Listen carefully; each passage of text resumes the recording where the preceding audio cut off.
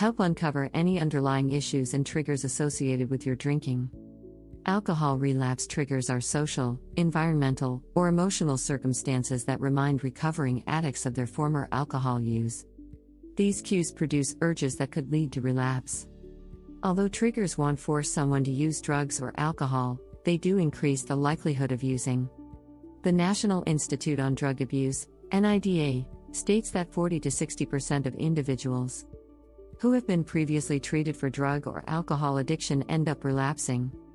Long-term alcohol abuse produces a relationship in the brain that connects everyday routines and alcohol use activities.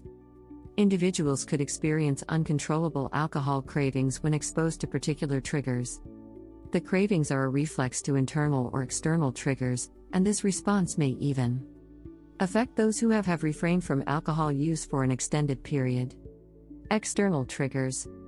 External triggers are objects, places, people, and activities that evoke cravings linked with alcohol use. Patients in recovery can be sheltered from the risks of external triggers by producing strategies to avoid triggers that prompt their prior alcohol use. Patients should also be able to fight their alcohol cravings when they are in triggering circumstances. A study by NIDA found that cocaine-related images subconsciously provoked the emotional cores of former users' brains. These underlying motives and cues set off a prompt activation of the circuitry linked with alcohol cravings. The analysis affirmed that subconscious cues are hazardous because they augment the patient's desire to begin consuming alcohol without them being conscious of it.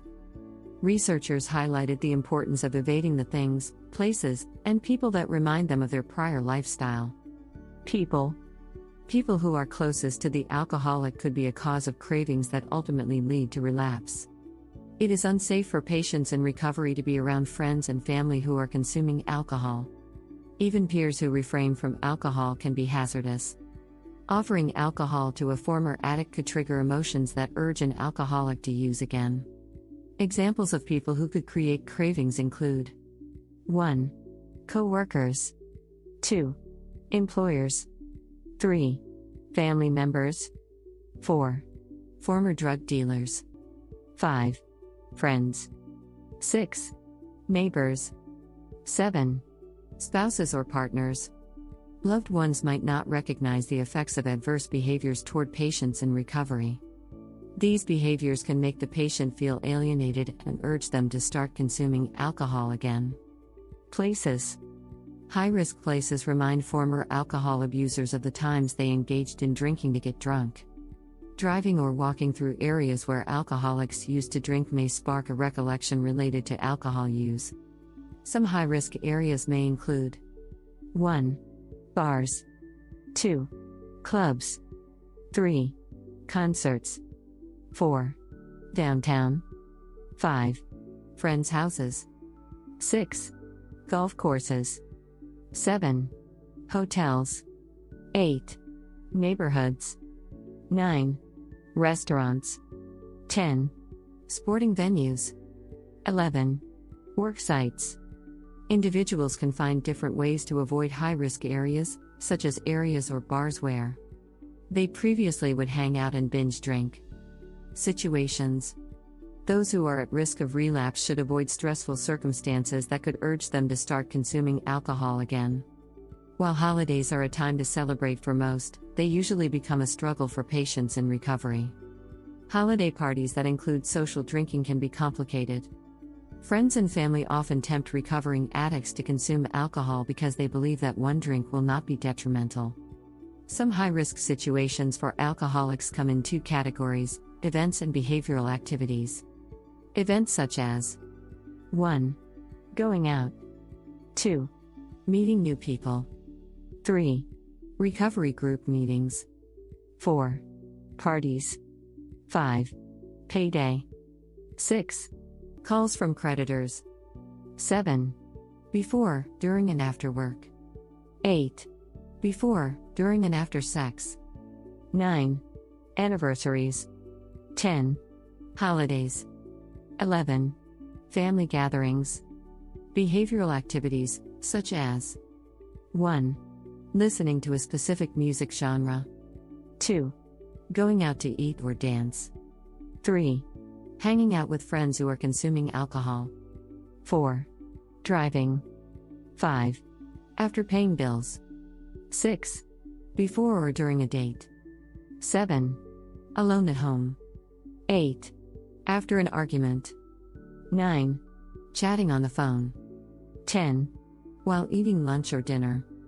Patients in addiction treatment might contemplate skipping support group meetings or treatment sessions to spend time with friends and family. A rift in the cycle can leave times of isolation where patients might become inclined to consume alcohol again. Internal triggers. Internal triggers are a more significant challenge in managing than external triggers. They include thoughts, feelings, and emotions previously linked with alcohol abuse. When internal triggers occur, they could lead to problematic behaviors that hinder addiction recovery progress. Vulnerability to these cues may cause addicts to crave and use alcohol again. Here are some examples of emotions that could serve as internal triggers. Negative feelings. 1. Anger. 2. Anxiety. 3. Depression. 4. Fear. 5. Guilt. 6. Hate. 7. Irritation. 8. Jealousy. 9. Loneliness. 10. Overconfidence. 11. Shame. Normal feelings. 1. Boredom. 2. Embarrassment. 3. Frustration. 4. Insecurity. 5. Loneliness. 6. Neglect. 7. Nervousness. 8. Pressure. 9. Relaxation. 10. Sadness. 11. Tiredness. Positive feelings. 1. Celebratory feelings. 2. Confidence. 3. Excitement. 4. Happiness. 5. Exhaustion. 6. Feeling normal. 7. Passion. 8. Sexual arousal. 9. Strength. A person can identify the feelings that could trigger a relapse by questioning themselves. How do I feel before consuming alcohol? How do I want to think before drinking alcohol? Within the last week, how did I feel when craving alcohol?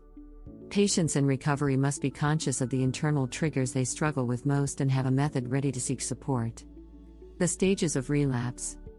When patients in recovery submit to triggers, their brains produce rationalization to consume alcohol despite comprehending that remaining sober is their goal. His continuous conflict heightens their vulnerability to cravings, which could result in relapse. Emotional relapse. Previous alcohol users will be in denial throughout an emotional relapse, but they won't have intentions of using. They will feel ashamed of a past time they relapsed and have acquired negative behaviors to cope with their feelings. This state of mind is hazardous because it prompts harmful health practices that may lead to a full-blown relapse.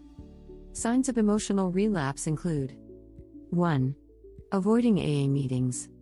2. Bad eating and sleeping habits. 3. Being reserved at meetings. 4. Focusing on other peers' issues. 5. Holding back emotions. Isolation. During therapy for patients undergoing emotional relapse, they are urged to recognize their opposition and focus on self-care. Mental relapse. Mental relapse is the constant struggle between desiring to drink and knowing you should not drink. Individuals frequently disparage the risks of circumstances and end up relapsing by justifying it's only a one-time thing. They will allow themselves to consume alcohol in a controlled manner, but the repetition of drinking will usually escalate until it's a full-blown relapse. Signs of a mental relapse. Actively seeking chances to relapse. Alcohol cravings. Bargaining. Glamorizing former drinking habits. Lying. Plotting a relapse. Plotting to control your drinking better. Thoughts of places, people, and anything linked to a drinking. Learning coping skills can help individuals in managing their urges to drink. Physical relapse. A physical relapse happens the moment the alcoholic starts to drink again after an extended period of sobriety. It is the conclusion of a mental relapse and an emotional relapse. Physical relapses are a challenging level of relapse to succeed. In a majority of cases, drinkers cave to consuming alcohol when opportunities arise and wrongly think it causes no harm. Identifying triggers. External triggers are more obvious to recognize and control than internal ones. Alcohol abuse treatment strives to help patients understand the initial warning signs of relapse and acquire healthy coping skills to prevent a possible relapse. Managing external triggers. Triggers that occur outside of the alcoholic are not inevitably beyond control.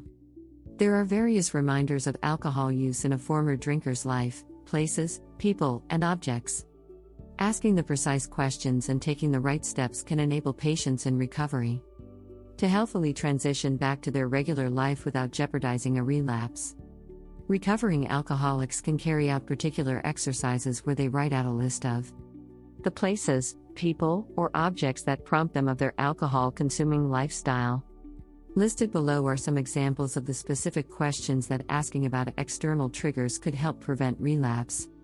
Eliminating alcohol triggers and cravings. Do you believe a future event or circumstance will prompt alcohol consumption cravings? Are you currently in a scenario that triggers alcohol cravings? Can you leave? Are you stuck in a place that makes you think about drinking? Were you recently in a location that sparked a thought about drinking? What alcoholic drinks do you have in your home or your car? What things did you use while consuming alcohol? Do you have a non-drinking friend or family member who can clean your house from things that remind you of your drinking days? How quickly can you arrange for your friend or family member to rid your home of all alcohol? Avoiding alcohol drinkers. With whom did you usually drink with? Where were your former drinking spots? Do you still have their contact information? What steps can you take to prevent contact with your alcohol-consuming peers? Do you have loved ones who are drinkers? How can you address the situation if they're still drinking? Avoiding high-risk areas. What streets, bars, houses, neighborhoods, or other locations do you correlate with alcohol use? Do you face this every day while going to work, school, or on the way to treatment? Can you bypass high-risk areas? Do you have a plan to avoid these areas? Do you know what to say to resist alcohol and leave the scene when you're pressured? Managing internal triggers. Recovering alcoholics will develop new thoughts, feelings, and reactions while consuming alcohol. These may include shutting out loved ones, denying problems, or justifying alcohol consumption. Healthier methods need to substitute those negative internal triggers to help patients succeed in their path to sobriety. Listed below are some examples of questions recovering alcoholics can ask themselves to help them recognize their internal thoughts and feelings. How do I shut down my feelings? What are the advantages and dangers of shutting off from family and friends? How can I correct this? How did I shift my thoughts to avoid real life? Did avoiding real life help? How can I improve that behavior? Do I engage in certain acts to evade difficult situations? What are the pros and cons of these behaviors? What kinds of practices would be healthier? Patients in the early stages of recovery that can recognize and successfully respond to triggers will have the highest chances of long-term sobriety. This video article is sponsored by Signal Health Group, Assisted Care at Home, and Signal Health Group franchise. If you're searching for personal care, home health, or hospice care, please reach out to us to discuss the costs and the coverage you may receive from your current health insurance providers. We would be happy to help you stay safe, healthy, and comfortable in your home for as long as possible. For those who are interested in business opportunities across the U.S., Signal Health Group is a franchise. With the number of older individuals growing every day, choosing to run a home care agency is a wise idea. Learn more about our services offered across the United States and business opportunities at signalhg.com or call franchise 800-953-6183.